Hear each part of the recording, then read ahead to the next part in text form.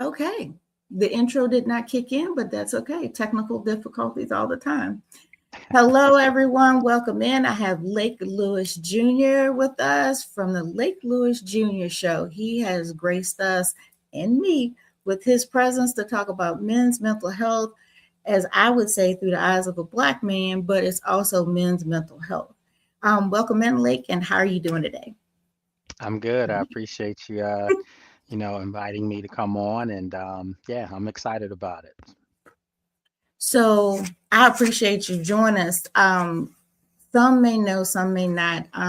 My history is, uh, I know my goal would be to end stigma for our men and our African American men, that it's okay to reach out for help.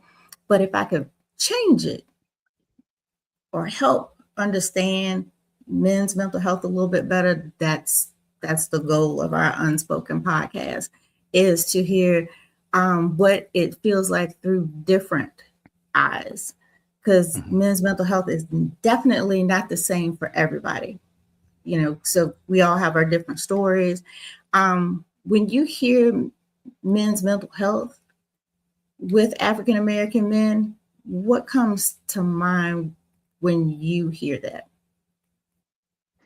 It's variables. It's differing degrees, just like you mentioned.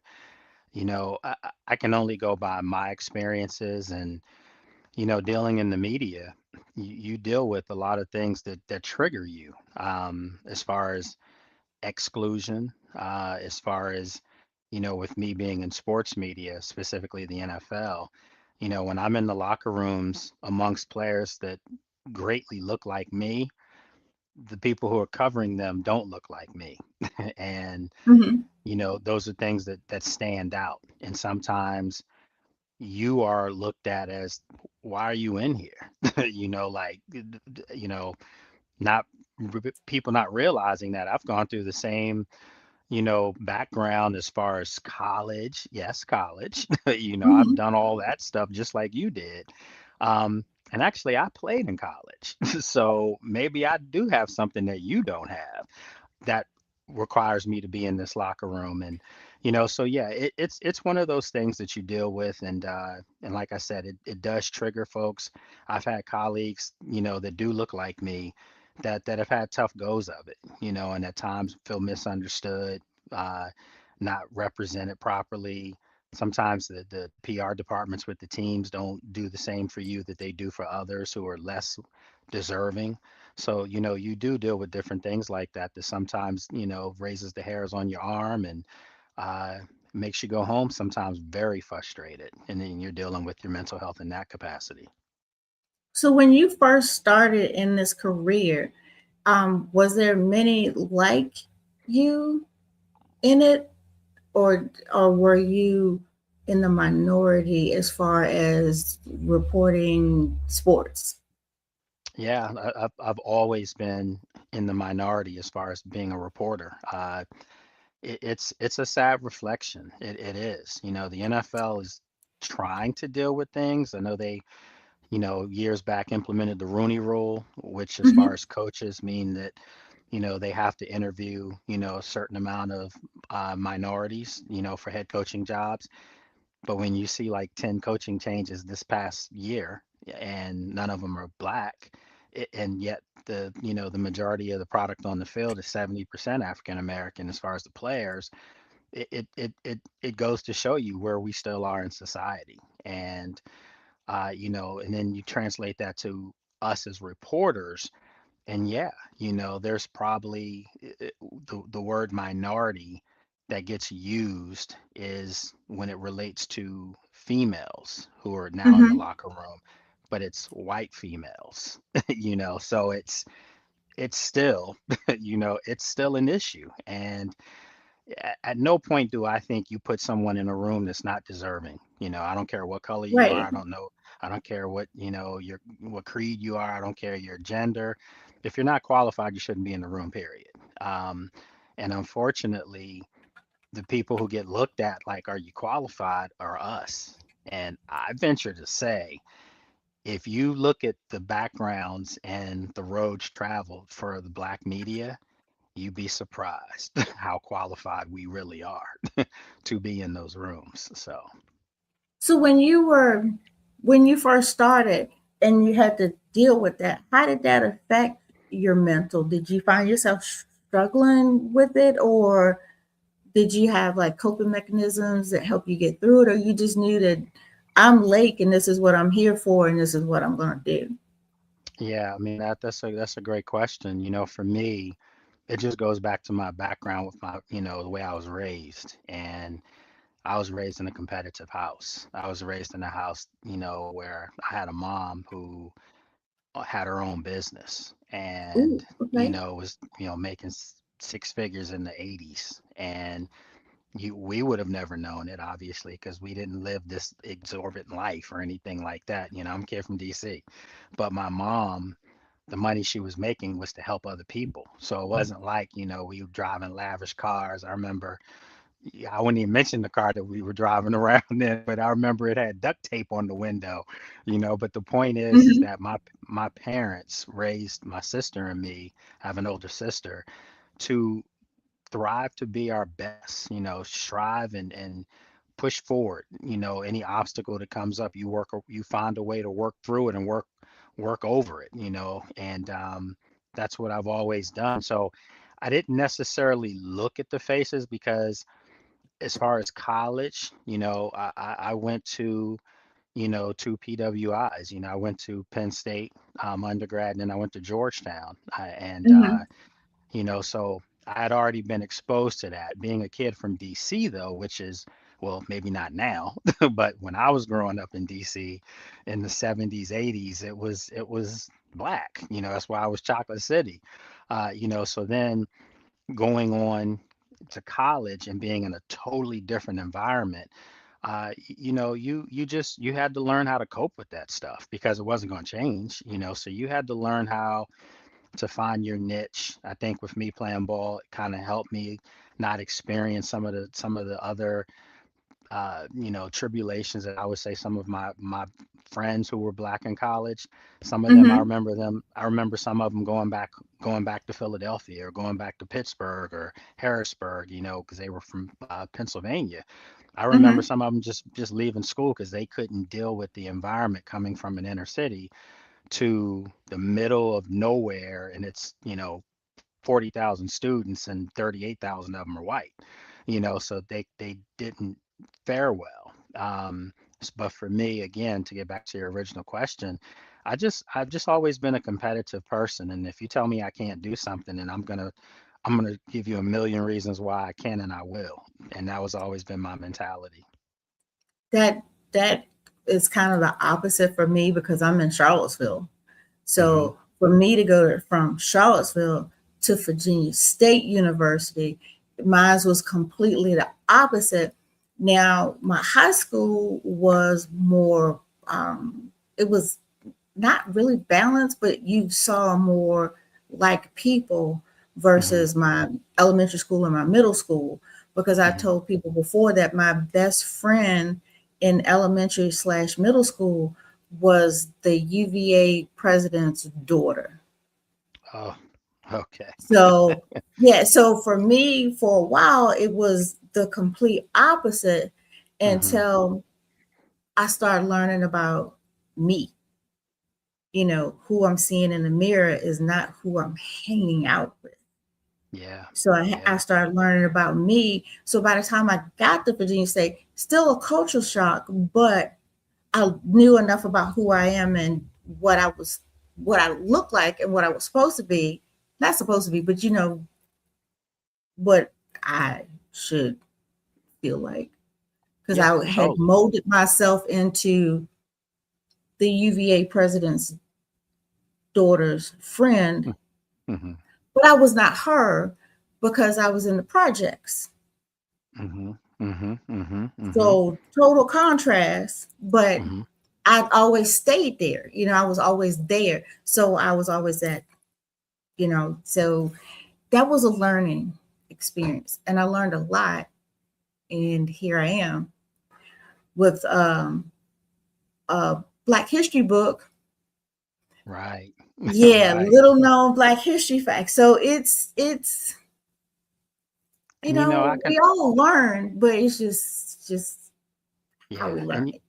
and you know, I can relate to that because, you know, when you ask me like what got me through or something like that, well, you know, in my house, like my mother was a Delta. Every man in my family is a Kappa. You know, and I know our history, like, you know, literally our history going all the way back to Africa. Like we know our history in our family. And, you know, when you know those stories and you know, the sacrifices and the obstacles that people went through so that you can move forward and live a much Hmm. better life, you know, if that doesn't motivate you, I don't know what will. So for me, I've never been in a place where I felt out of place because my mentality always has been if you go in a place that you know you're different, let that different shine. Let that different have people gravitate towards you because maybe you're different. You know, I remember in college, I had some white students tell me the first week of school that Hmm. like we're the first black people that they've literally seen physically live with their own eyes, you know, because they're coming from, you know, small towns in Pennsylvania, no black people or no minorities. And so literally their first experiences were, you know, those first couple days in college, seeing people that did not look like them, that they probably, you know, maybe grew up with the stereotypes and from what they saw on television. Hmm. And you know, what was cool actually was, you know, 4 years later, seeing them having black friends when they're graduating, you know, like legit Right. black friends. Hmm. And so for me, I've always used that stuff as motivation to just show people that, you know, I know who I am and I'm very comfortable with that. I'm very comfortable with how I was raised. You know, I always say I had a privileged life because I had great parents that poured into my sister and me. So for us, you know, we always just felt like we were, I don't want to say different, but that Hmm. we had a calling to be different, you know? Yes. Yeah. Yeah, Yeah. yeah, yeah. Because it took me a little, like I said, it took me a little bit from middle school to high school to say, hey, these are my friends. I can have non-African American friends and Mm-hmm. my friends. It just at that time it was still kind of hard to have both. When I Both. was in high school, when I was in high school, you had to have one or the other. Yeah. You had to You choose a know, side, basically. yeah, and Yeah, that's what yeah. I ended up doing. I had to actually leave her behind and go with like people.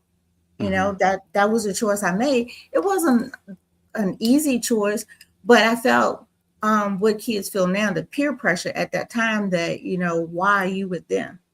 Mm-hmm. Mm-hmm. And we had one student, one friend that was in the neighborhood, and he made his choice, and he played the violin. They bullied him every day Mm-hmm. on that Mm-hmm. school bus. Mm-hmm. Mm-hmm. But go look at Dave Matthews Band. Mm-hmm.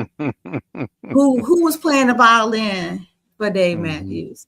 Mm-hmm. That Yep. same young African American brother that they bullied for playing the violin Wow. and hanging out. Wow. He chose to go with the non-African American crew, no Mm-hmm. problem. But they picked on him. Mm-hmm. He had a violin case and they picked on him. And every time I saw him, I said, make sure that you stand out in front on the stage so that they could remember that you're the one that they picked on while they're asking for paper and plastic.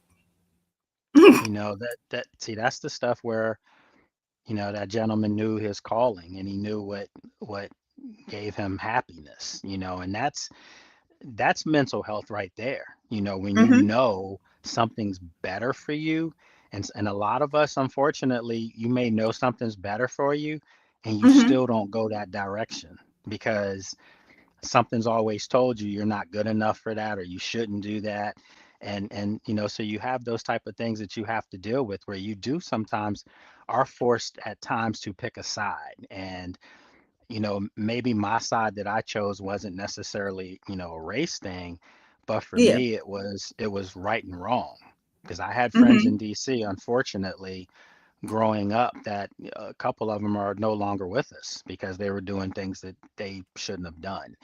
And by the time that caught up to them, and I hate to say it in those terms, but that's what Hmm. happened. By the time that stuff happened, I had already like disassociated with them and didn't talk to them or do anything with them, because I made that choice. My choice was, that's not me, and that's not what I want to be around. That's not going to get me where I want to go. So Hmm. those were choices that were tough too, because you know how it is when you grow up in the inner city. Hmm. Loyalty is a big thing. Ooh, yes, yes. It, That it's a that it's a big thing, and if you and cross at that home boundary. Hmm. we didn't have that. We didn't have um at that time there was no BET. Hmm. Okay. So all we had was MTV for for us to look at. I So, remember. it was, well, Duran, and that's what we had. If it wasn't when you came home and Al Green was playing, on the records, and Sam Cooke and all of those, you wouldn't have known about it watching TV. Hmm. And I say this because we have a group at home now that has basically come back, and they are bringing so many different programs to our kids to get exposed to what we didn't have growing up. I mean, they have stuff every weekend. They Nice. had a Black Symposium for Valentine's, right before Valentine's, and it was a fashion show. It was, knowledge. It was Black excellence at its best. I've been going for 3 years straight, and to watch people that I know come back and put that much back in to keep our kids out of trouble, give them something to do, gives you that proud moment. I wear my Black Symposium t-shirt all the time just because Charlottesville didn't have that. All we had was parks to hang out in until the street light came on, and then you had to go home. And when you went home, you had MTV. And then what was it? Midnight, the TV turned into fuzz. It didn't stay on like it does, I So remember those days. yeah, and you had to get up and change it. So to see so many people putting back has give just it's a great feeling, that Yeah, to know that just you don't have to have the money to give back. You can just sit on the podcast and share, and you don't have to. and that's It's important. That's why I have got back on my drive for my men, Hmm. because you you guys are basically our backbone. You are our backbone. You were raised to carry everything, not show emotion, not and at some point we gotta break that, Hmm. but it's gotta start That's somewhere. that statement you just made about raised to not show emotion and do those things. I tell people all the time, my father, both my parents have passed. Mhm. And well, so I have a biological father that's still alive. We share the same name, and we're cool, but he's not the person that raised me. The person that raised me was technically my stepfather, but that was my father. That's, Right. the only person that I knew. Hmm. And he was from a small town in North Carolina, and very stoic, didn't show a whole lot of emotion. And the first time he showed me he loved me was like 2 years after my mom passed, and I was in my late 30s, so that was the first time I had ever heard that come out of his mouth. And the irony was, after he said that, I mean, I couldn't talk to him uh, without him telling me he loved me. It was like every other day we talk. He's like, "I love you," but, and I'm like Yeah. thinking to myself, it took you like what, 39 years to be able to to be able to do that. But but that's how he was raised. Again, so that statement as far as black men not showing emotion and Hmm. not being allowed to show emotion because unfortunately sometimes in society when you do show some type of emotion you're either arrogant, you're angry. So Or one of those. weak. Yeah. Yeah, Yeah. so Or yeah. I always say they put these two A labels on you, the arrogant or angry, you can't have it. The arrogant just means you're confident, and the angry isn't angry, it's just you're outspoken. And sometimes neither one of those things come across in society as a good thing when it looks like us. So those are the things that you deal with too, that you have to find a balance on how you want to get your message out and get your message across. And for me, I take great pride in having, obviously I have a large black fan base, but I have probably equally just as many white fans. And the thing that I get from both of them is that you're a class act. You treat people with respect, and you always take time to talk with people, and so you're not what we thought you would be. I don't know what that means, but you know if that's a start to get somebody to see you as a man first before anything else, Yeah. then I'll take that, and then I'll convince you going forward, that there's so many more layers to this person. Because it seemed like it's not everybody, but people see the color before they see the person. They sure do. And They and sure they do. stop and they automatically assume that maybe something that they seen on a reel Hmm. or just a clip of something that puts everyone in that same box, and that's not who we are. No, it's not. And it's stuff that you just and it's not everyone, so I Hmm. don't want anyone to think that we're labeling people or groups and things like that. But Right. there's a comfort level with being comfortable. And well, I've just never been comfortable. I've never been complacent. I've always felt like I always have to win the room over, no matter where I go, no matter what Hmm. setting I'm in. It's just something that's in my mind. And my better half has told me on many occasions, you don't have to do that. You don't always have to be perfect. And it's not that I'm trying to be perfect, but I want people to walk away. Like if I'm at a function or an event, I want people to walk away if they have any part of their body or bones that is negative or they stereotype people for the way they Hmm. look. I want them leaving that venue that night saying, you know what, I was wrong. I mean, flat out wrong. I want them to Yeah. know that there's good people out there. There are people out there that are trying to do the right things, regardless of what they look like. But as you said, people see that color before they see anything else, and that's a sad world. That's a sad world if that's the world that you live in, where you judge people by how they look.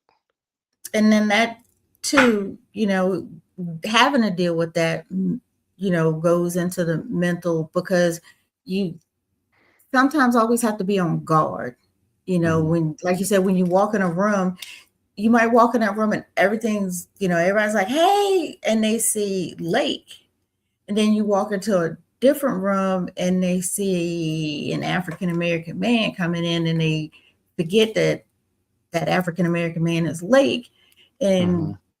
you're just there to have a good time, but then you're processing the vibes, and it's in your psyche, and it's just like, Yeah, yeah. It's a little different. I will say that, being in sports media and being someone that fans look for information or stuff like that.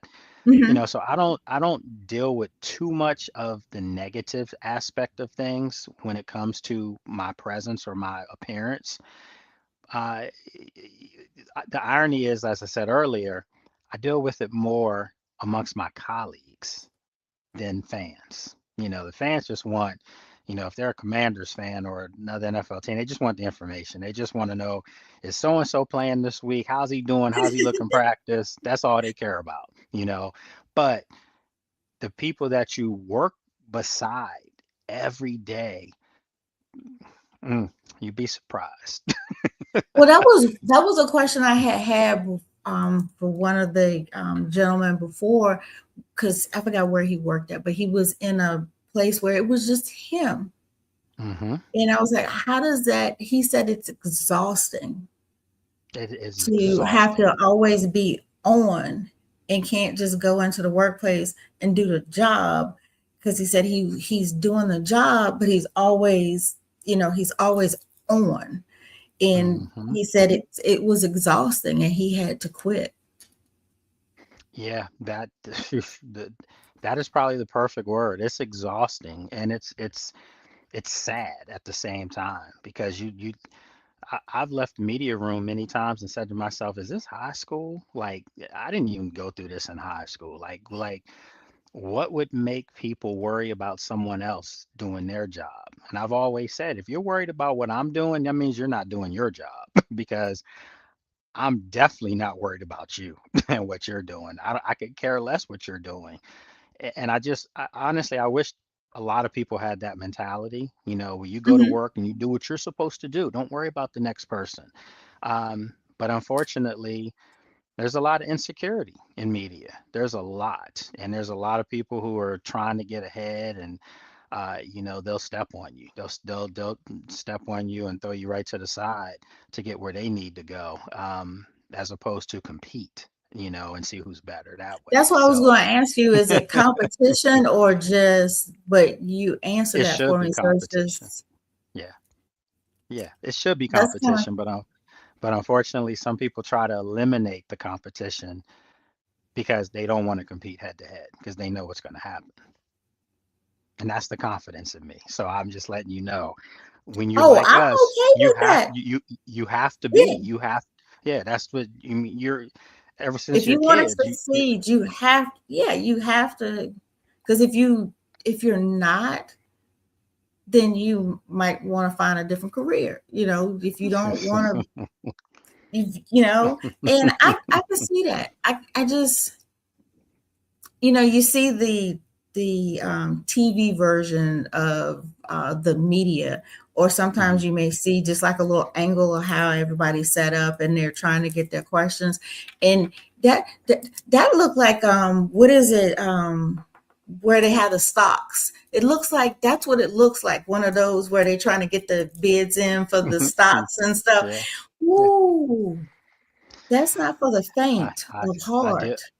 I deal with it all the time, and I think that one of the things about me that I feel like I have an opportunity now is that, I have some really good things going on, career wise, in my Mhm. life, and I've always said as I grow and as I go, I'm going to bring as many people as I can with me, but more importantly, I'm going to use my voice. I have a platform now, and I will use it for sure. To talk about things that shouldn't be happening, in the media, that shouldn't be happening in the rooms that I work in and walk into, certain things. And you'd be surprised. Some of it even translates into the teams that you cover, that are aiding and abetting in a lot of the behavior that's happening in the media rooms. And, that stuff has to stop.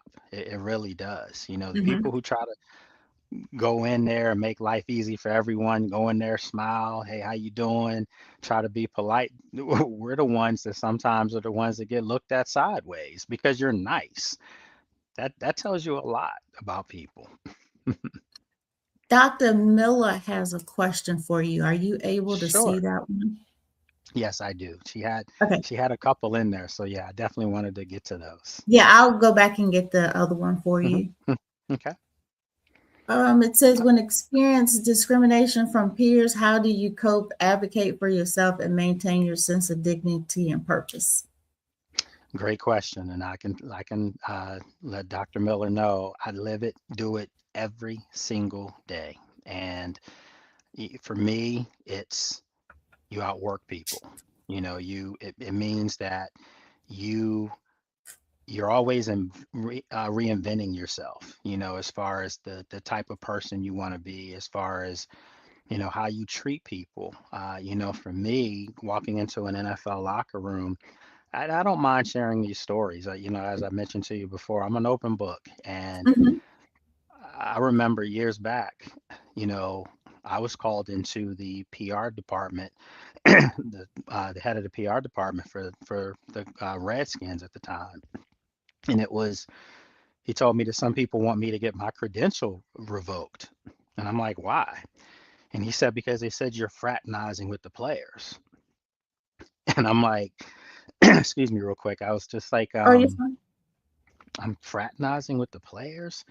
And they were like, yeah, people were like, you're in the locker room and you're, getting them to come out onto your broadcast and, and I went back in the media room and just, I am from DC.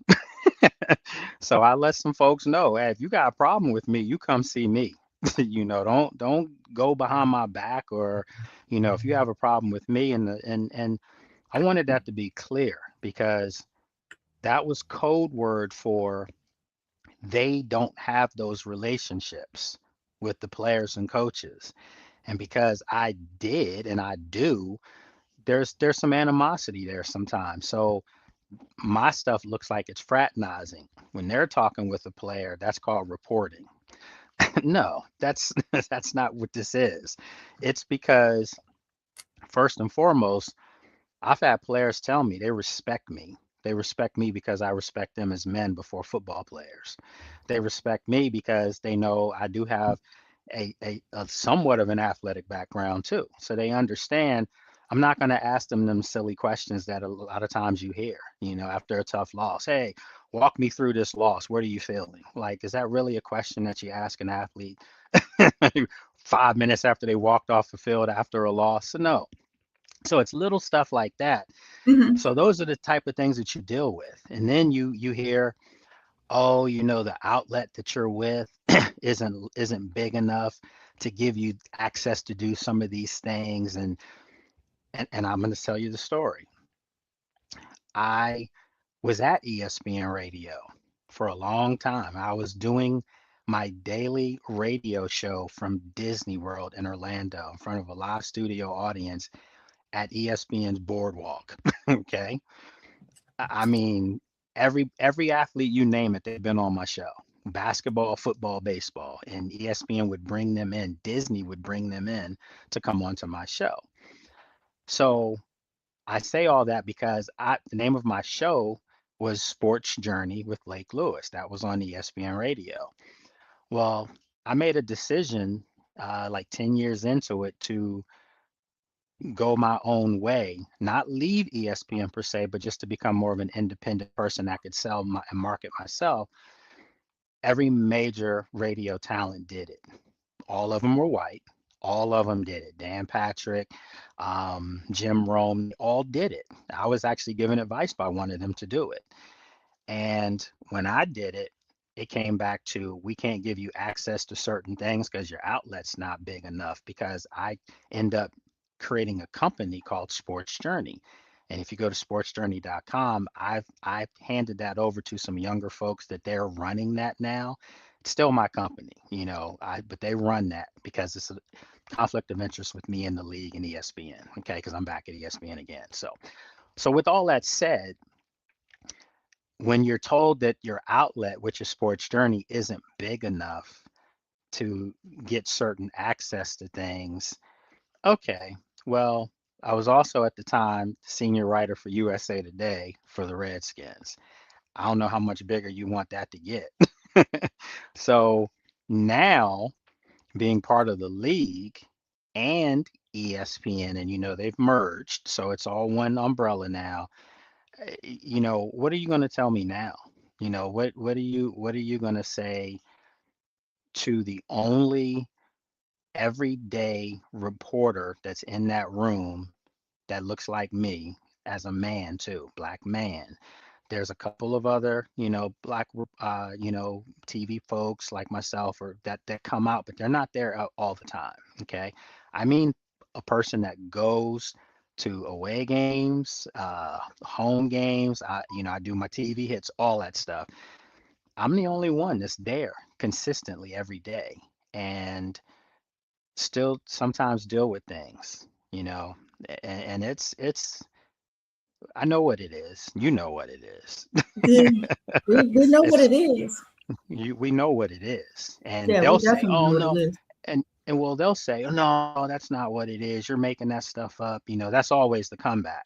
No, that's not true. I would never do that. That's not who I am. But why do you seem to have a problem so much with what I'm doing?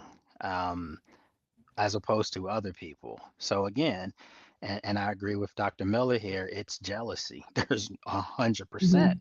That's what it is. And it's a shame because we're talking adults here. We're talking grown adults with families of their own.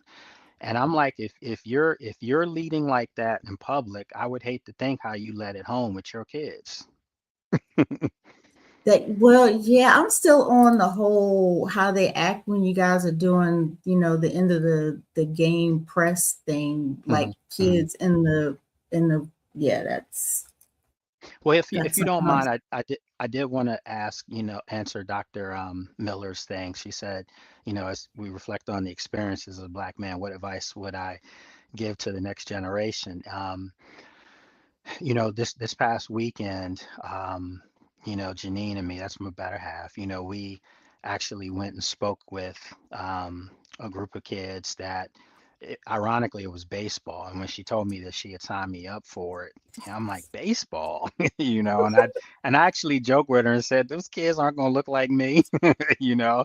Um, but when we got there, it was for disadvantaged kids. It was for some kids that had financial struggles and things like that. So unfortunately, the reality was I saw a lot of kids that looked like me in there, and they wanted me to talk about my experiences and things like that. And so to get back to Dr. Miller's question, it, I lived it on Saturday, and I love being in those kind of environments where you can talk to people who look like you, and they don't have to just look like you as well, because there were white kids there, there was a Latin kid, there's an Asian kid as well, and I want to make sure as a man first. That's what they see first. They see a man. They see a man that looks you straight in your eyes when I talk to you, firm handshake. And I made sure I told them all these things too.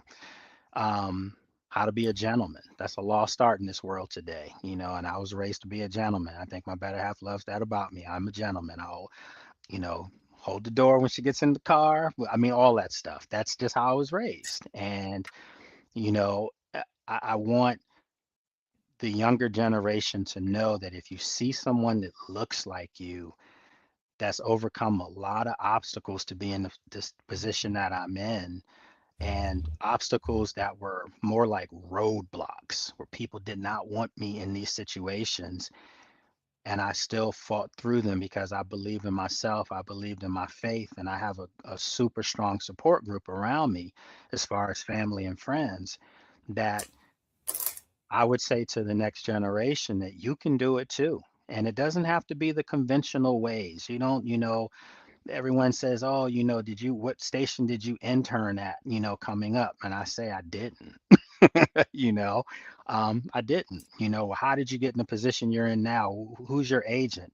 I don't have an agent, never had an agent, So for me, I say this, I'm blessed and my agent is up there. you know, that's who handles things for me. Literally, that's amazing. He's my accountant as well. So I say to the younger generation, find the right support group, find people that will give back into your journey and believe in you and help you along the way because it's not what you know, it's who you know in a lot of these things, and it truly is.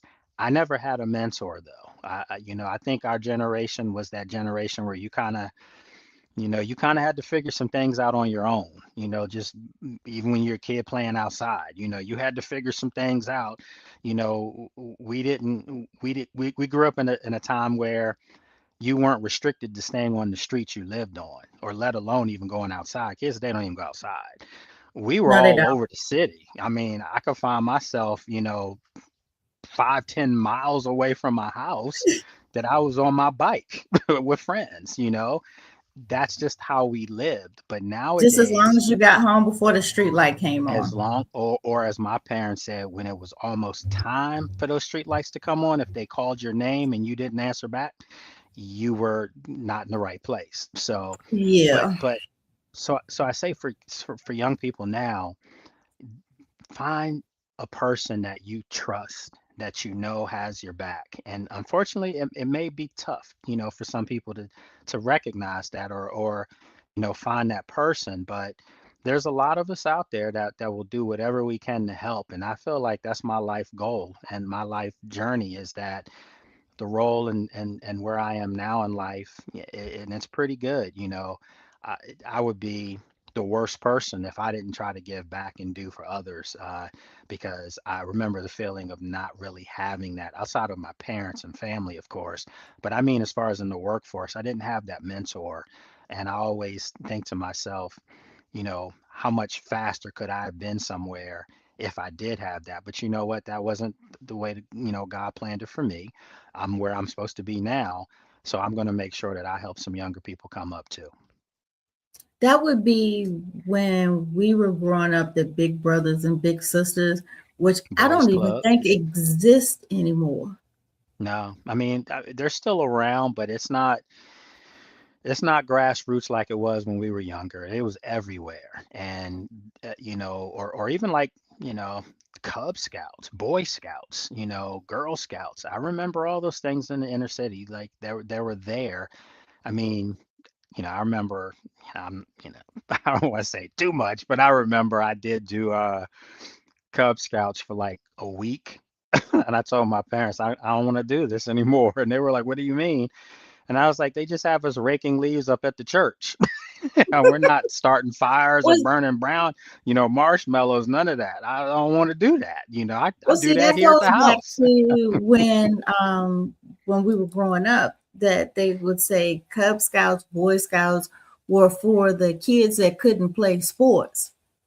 And that's another And reason why that I stopped, because I did. I did play See, sports. and that's what I said, that they always got picked on, because if they were in Boy Scouts or Cub Scouts, they couldn't play sports, and that was all that was available for them. And the parents wanted them to do something. That's But kind of true. That's yeah, kind of true. That's but I mean, yeah, I don't want to stereotype, but that was kind of true. And I was just like, this isn't me. So the irony in that is, right after I decided I wasn't doing that, and my parents normally, in our house, I don't want people to think that I could quit something, because in my house, my parents were like, once you started something, you were going to finish it. Especially if they had to pay money for it, rather you like it or not, you're going to do it. But I went straight from that to, like, I think maybe within the same month, that's when I first started playing football. And, so everything else was history after that. So it was good. yeah, yeah. I'm still laughing at the Cub Scout thing, because yeah, there were some kids that used to get beat up in school just because Yeah, they come in all proud, with their little vest and stuff on, and they get on the school bus, they ain't had their vest on no more. yeah, But yeah. yeah, yeah. Ooh. Okay, yeah, we don't went back a little bit on that one. Ooh. Ah, so Um, what's next for you? What's next? You got something big going on? yeah, I can't announce it, so to speak. It's already Okay, so started we to don't do happen. that. Well, so Yeah. we won't do that. Well, just put it this way. It's historical, and it's something that I'm humbled by, but at the same time, I've worked my tail off to be in the position, and it's already started. My show's back on ESPN radio now. Mhm. Um, you kind of can tie some other things with ESPN in there, and Uh-huh. it's there. We puzzle Yeah, pieces. Yes. yeah, Got it. yeah. And but again, I'm really excited. I'm happy for my family.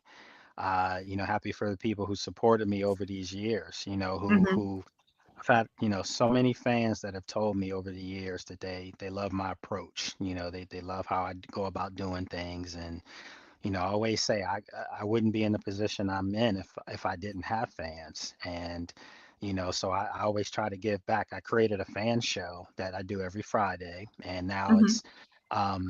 it's fans that I do via Zoom from all over the world come on. I mean, there's people from Istanbul, Turkey, Ghana, and Africa. I mean, fans of the Commanders, That's I'm fans of like the NFL. yeah, I that's would, I like I'd that. love to, I'd love to have you come on, so it looks like I'm here for it. oh yeah, it looks like a mosaic of, fans, and they have their backdrops all made up and everything, and Hmm. wearing their team garb. And it was something that I did started like 2 years ago, just as a break, because I wasn't doing anything on Fridays, outside of practices. And it picked up to the point where the fans were like, can we continue to do this every Friday? And then I was like, you know what? It's something the fans like. It's something where they feel like they have their own platform to speak and talk. And it's what's cool is a lot of these fans now have become good friends amongst themselves, and they have their own chat Hmm. groups now.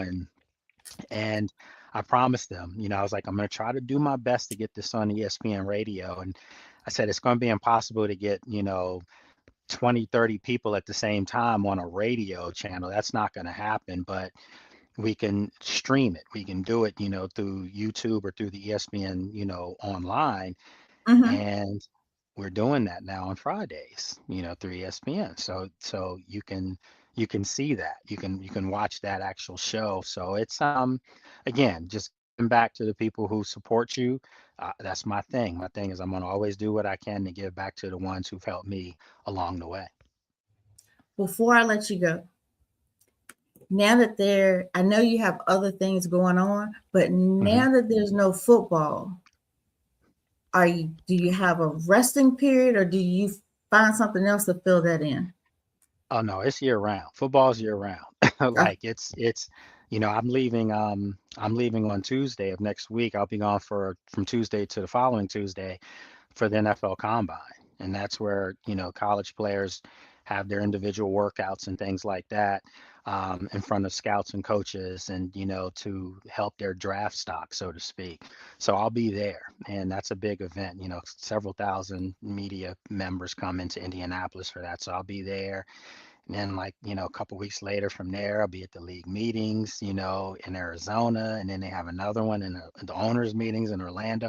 So no, football's year round. It really is. So there's no off so days. And see, then of you course, answered that question. So you have football season, and then you got behind the scenes football that people did not know about. yeah, and to me, I always say you make your name in the off season, because that's where you remember the fraternizing thing. Uh-huh. That's what helps me in the off season, because Yeah, like I we don't said, want I you had a back in the PR room. Yeah, you know what I mean? I had a player on my show just yesterday, a Commanders Hmm. player just yesterday, and I had a former New York Giant player on yesterday. And these guys are the most articulate guys you could talk to. And after we got off, I'm driving home, and they text me thanking me for coming on, having them on my show, and they want to do it again, because these guys look for life after football. One of them is now the one from the former Giant. He's working for the New York Post as a reporter covering the team he won a Super Bowl with. So that's what I'm saying. Like, it wasn't fraternizing. It was just good men recognizing good men and trying to help each other in life. That's what that is. They just don't understand. Don't understand. So where can our viewers find you? Sure. My social media is easy. It's at Lake Lewis Jr. That's on all platforms, X, which I don't really do a whole lot on anymore. It's become a political base, but so X, Twitter, that's what it was, Instagram, Mhm. Facebook, us old heads, we still get on Facebook for sure. I know, So, but yeah, we ran off all the young kids, so we got Facebook now. They can go on about the business. right, exactly. So you can find me on there, and then of course, you can check out my show, the Lake Lewis Jr. Show, on ESPN Radio. I actually do it from the ESPN radio studios in Richmond, Virginia. You can hear it locally in Richmond on 106 point one FM. Yeah, I mean, it's just a little bit everything. I mean, my NFL coverage, I'm also the insider, NFL insider for CBS television, so yeah, I'm out there. You can just, like, as I tell people, just Google search me. You can pick from something. Jack of all trades, or lake of all trades. I got. Yes, ma'am. Mhm. Yes, ma'am. My Well, mother used I to always appreciate you, say, my friend. yeah, I was just gonna say, my mother used to always say, you can be a jack of all trades, but I need you to be the master of something. So, for me, I try to master just being the best version of me. So that's it. Yeah, see, we like mom. Yeah, she was doing something. I She was. I'm still, back in the day being, her own business owner. Just that's ooh. Yeah. Yeah, she was one of one. My mom was that was my inspiration in everything that I do. Even down to the way I treat my better half is through my mom, because she reminds me of her, Mhm. so it's just that's the other thing I do want to, before we wrap up, just make sure, I say to the young kids, I said this to them on Saturday, listen to your parents. Listen to your parents. You may not understand some of the stuff they're telling you because it might sound like they're always coming at you. Listen to your parents because there will be a day, if everything goes the natural order of life, there'll be a day where they're not here. And you're going to wish you were being, disciplined, being yelled at, being checked, so to speak. So, listen to your parents. They have your best interest in mind. At least they should. Yeah, yep. My dad did it. Yeah, it was. Yeah, but Hmm. it's also still kind of different from when we were growing up, that we knew that we should do that, and then yeah, There was fear in that, right? yeah. Our kids now have no fear Mm-mm, at all. mm-mm, They talk to you just like you one of their little friends, or that they're a hmm. full grown adult. So there's no Trust, fear. trust me, I know. And it's, I'm there in the high isn't. school. I know. Oh, yeah. So yeah, yeah, you already Woo. know. It's just, and it's like, how do we allow this to get to this point? Because, when people used to always ask me, did you ever get spanked growing up? And I would say, spanked? I got beat growing up. I mean, and I'm not saying like I deserved, most of the times when I got it, I deserved Mhm, what I got. But they didn't hold back. But they were also the first ones to hug you and kiss on you too. mhm. So it wasn't just spankings and things like that. But if you did something that was out of line and out of character, and more importantly, you embarrassed your household, you were gonna get it.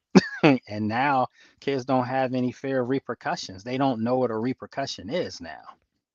No, because they can call CPS themselves. Yeah. Yeah. Yeah, but that thing where when you got your punishment, this hurts me more than it does you, and I never did Oh like my that. goodness. My mother I used to say never. that. My mother used to cry. And then she would, when she started crying, you knew it was you were really, it was bad, because she would, try to start Yeah. spanking you and start crying. And then she would just say, this hurts me more than it hurts you. So I'm going to wait till your father gets home, and then it's going to really hurt. Ooh, yeah. But yeah, I never did understand that statement until I actually had to do it. And now I did the same thing. Yeah, wait for your dad. When you hear those Yeah. words, oh my goodness. No, you finish, please, please, you can finish. No, Uh-huh. I'll wait till he gets Mine home. would hide underneath the bed when they heard the garage door open and they were going to the bed. And I was like, they under there.